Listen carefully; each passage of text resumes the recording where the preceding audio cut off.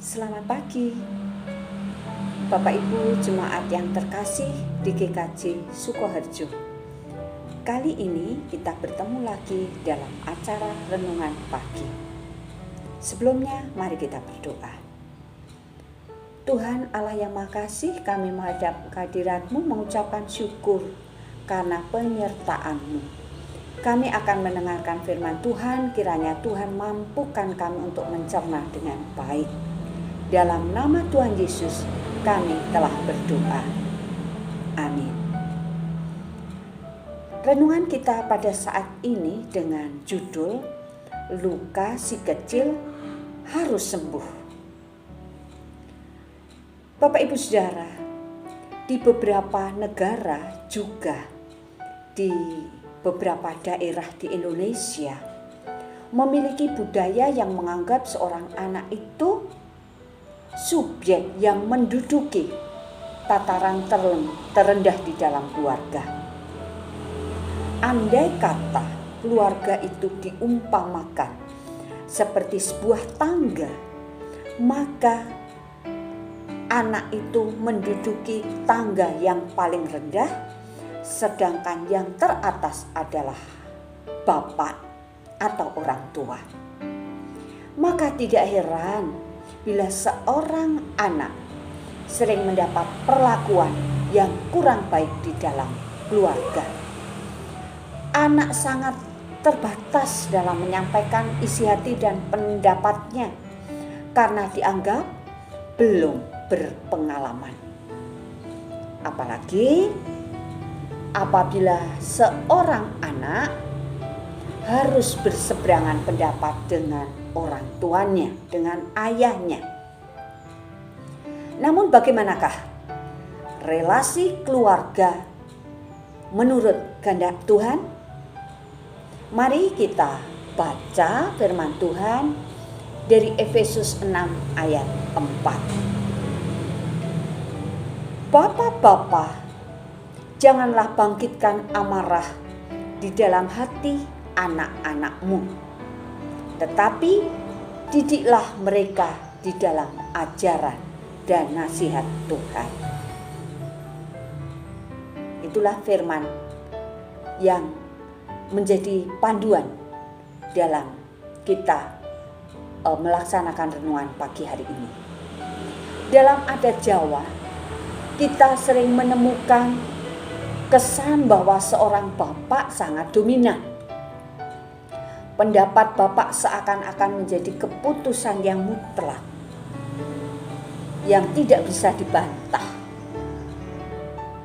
Hal seperti ini yang tanpa disadari, bapak telah membangkitkan amarah di hati anak, sebab anak tidak selalu dimintai pendapatnya.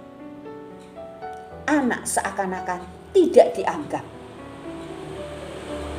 Belum lagi apabila si anak dari kecil selalu mendapat perlakuan yang kurang baik.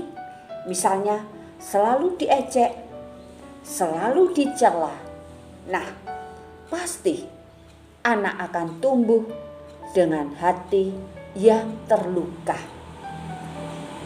Sebagai orang percaya, mari kita berpegang pada ajaran yang ditetapkan oleh Allah. Budaya itu sangat baik, namun akan lebih baik lagi apabila budaya adat istiadat itu dibarengi dengan firman Tuhan, dibarengi apa yang dikehendaki Tuhan. Dan kali ini kita akan membaca juga dari Efesus 6 ayat 1-3. Hai anak-anak, taatilah orang tuamu di dalam Tuhan, karena haruslah demikian. Hormatilah ayahmu dan ibumu. Ini adalah suatu perintah yang penting, seperti yang nyata dari janji ini, supaya kamu berbahagia dan panjang umurmu di bumi. Saudara, berdasarkan bacaan firman yang kita baca saat ini, kita mendapatkan pelajaran bahwa Bapak harus mengasihi anak di dalam Tuhan. Dan anak harus menaati orang tua, menaati bapak. Jangan sampai karena bapak merasa lebih berpengalaman, lebih tinggi dalam keluarga, maka bapak orang tua menjadi otoriter. Apa yang diinginkan harus dikehendaki. Nah, itu jangan sampai. Bahkan kadang-kadang bapak juga berkata-kata yang tanpa disadari melukai hati anak. Misalnya, loh, kakakmu bisa menduduki peringkat 1, mengapa kamu tidak? Lihat, anak tetangga bisa masuk di perguruan tinggi ini, kok kamu tidak? Nah, kalimat-kalimat seperti ini melukai hati anak. Anak akan menjadi kecewa, akan sakit hati. Walaupun sakit hati itu tidak selalu dilampiaskan dengan kata-kata, dengan kalimat. Mungkin hanya diam saja, dan itu menjadi luka batin bagi si anak. Lalu bagaimana cara mengobati luka batin anak ini? Mari kita perbaiki relasi dan komunikasi kita antara bapak, orang tua, dengan anak.